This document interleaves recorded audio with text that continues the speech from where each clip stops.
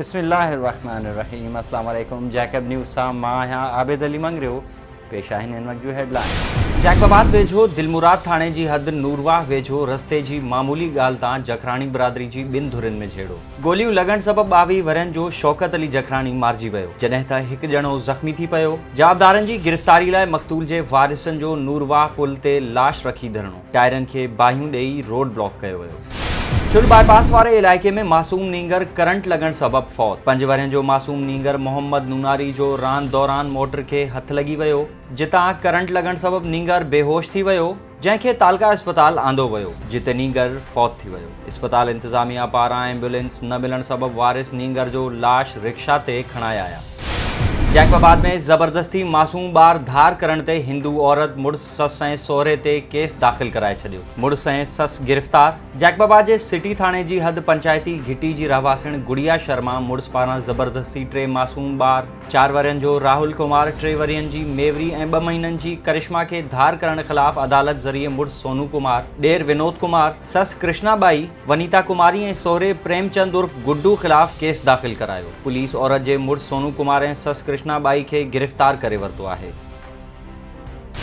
जैकबाबाद में जमीयत उलमा इस्लाम पारां सिंध जे विरहाङे ऐं कराची खे धार करे वफ़ाक़ जे हवाले करण वारी साज़िश ख़िलाफ़ मरकज़ी सॾ ते हिकु एहतजाजी जुलूस मौलाना अब्दुल जब्बार रिंद, नसरुल्लाह घुञो, हमादुल्ला अंसारी ऐं ॿियनि जी अॻवानी में ज़िलई दफ़्तर खां कढियो वियो। अॻवाननि ख़िताब कंदे चयो त सिंध असांजी धरती माउ आहे। सिंध जा जोधा जवान पंहिंजी धरती जी हिफ़ाज़त करणु ॼाणनि था। पीपल्स पार्टी पंहिंजे इक़्तिदार बचाइण ख़ातिर सिंध खे धार करण जी साज़िश तहत थियल कमेटी तस्लीम करे सिंध दुश्मनी ॾेखारी आहे। कंहिं बि सूरत में कराची खे सिंध खां धार करण वारी साज़िश खे कामयाब न थियण ॾींदासीं।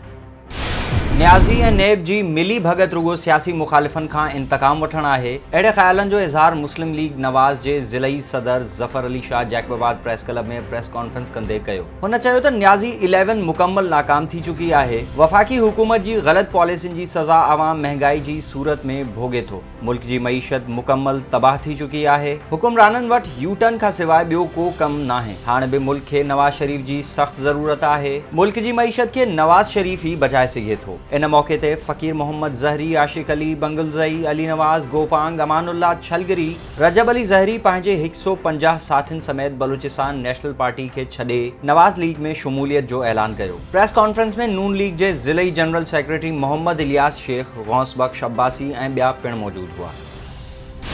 बलूचिस्तान जी क़ौम परस्त जमात नेशनल पार्टी जो सरबराह मीर हासिल बिज़ेंजो कराची जी ख़ांगी अस्पताल में लाॾाणो करे वियो। मीर हासिल बिज़ेंजो बलूचिस्तान जी माञाइती शख़्सियत मीर गौस बख्श बिज़ेंजो जो फर्ज़ंद हो। संदसि तदफ़ीन अबाणे ॻोठ खुज़दार वेझो नाल में कई वेंदी। हासिल बिज़ेंजो जी वफ़ात ते समूरिन पार्टियुनि जे सरबराहनि पारां ॾुख जो इज़हार कयो वियो आहे। Pakistan people's party chairman Bilawal Bhutto Zardari जो चवणु आहे त बलूचिस्तान जो अवाम अॼु हिकु सगारे आवाज़ खां महरूम थी वियो आहे। हू हिकु बर्क़ सियासतदान हो। उन जी वफ़ात सां पैदा थियल ख़ाल जो भरजण मुश्किल आहे। पटियाली वेझो सेखाट में चौहान बिरादरी जे मर्द तोड़े औरतनि जो CIA पुलिस ख़िलाफ़ क़ौमी शाहराह बंदि करे एहतजाज। रोड बंदि हुअण सबबि रोड ते गाॾियुनि जूं कतारूं लॻी वयूं। गर्मी में औरत बेहोश। पुलिस ज़्यादतियुनि ख़िलाफ़ चौहान बिरादरी जी औरतुनि पारां पेट्रोल हारे पाण साड़ण जी कोशिश। पुलिस ऐं मुज़ाहिरीन विच में केतिरियूं ई झड़पूं पिणु थियूं। मुज़ाहिरीन जो चवणु हो त पुलिस हाज़िरी ते वेंदड़ असांजे नौजवाननि खे खंभे गुम करे रही आहे ऐं अॼु असांजे नौजवान खे CIA पुलिस जी गाॾी टक्कर हणी ज़ख़्मी कयो आहे। असांजे गुम थियल नौजवाननि खे आज़ाद करण ताईं एहतजाज जारी रहंदो। इलाइक़े जे चङे मुड़ुसनि पारां गिरफ़्तार थियलनि खे आज़ाद करण वारी ख़ातिरी बाद एहतजाज ख़त्म कयो वियो। पनो आकिल जे इलाइक़े ॻोठ गढ़ी कादिर बख्श वासी नज़र मोहम्मद शेख खे संदसि ज़ाल माई मखण पारां पैसा घुरण ते कुटको। लठियुनि ऐं संदली जा ज़ीपट हमराह ज़ख़्मी हालत में ज़ाल ख़िलाफ़ फ़रियाद खणी थाणे ते पहुतो। संदसि चवणु हो त ज़ाल खे 30,000 रुपया रखण लाइ ॾिना, जेके वापसि घुरिया त हुन मूं मथां तशद्दुद कयो। ज़ाल ख़िलाफ़ कार्रवाई करे मूं सां इंसाफ़ कयो। छाते पैसा हुया उहे बुरांद पियो बैंक जा कल्ह कढाया हुआसीं। उहे ॾिनामांसि रखो, मूंखे कम में अॼु आया त मां चयो वञा थो त उहे लिकाए मूंखे धक हणणु लॻे। या मूंखे वरितो ऐं 2 माण्हू ॿिया हुआ, उहे ॿुटा लॻला आहिनि। जन उन्हनि वठी धक हयां, मूं न ॾिठो त केरु आहे। छा सां धक हयईं ज़ाल?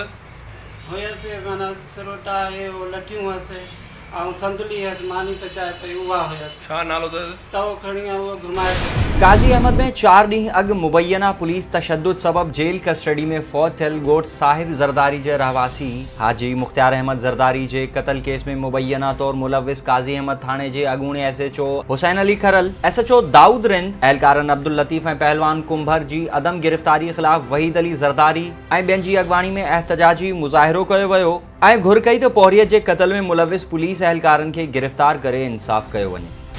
मीरपुर माथेलो में आसिफ़ाबाद मोहल्ले में टाउन इंतज़ामिया जी नाअहली सबब खूह जो गंदो पानी घिटिन में काहे पियो। इंतज़ामिया जी बेध्यानी सबब रहवासी मुश्किलातुनि जो शिकार। इलाइक़े वासियुनि जो टाउन इंतज़ामिया ख़िलाफ़ एहतजाज। रहवासियुनि टाउन चेयरमैन मीर शहबाज़ अली ख़ान लुंड, DC घोटकी ऐं ॿियनि वसवारनि खां मुतालबो कयो त आसिफ़ाबाद मोहल्ले मां गंदो पानी निकाल करायो वञे।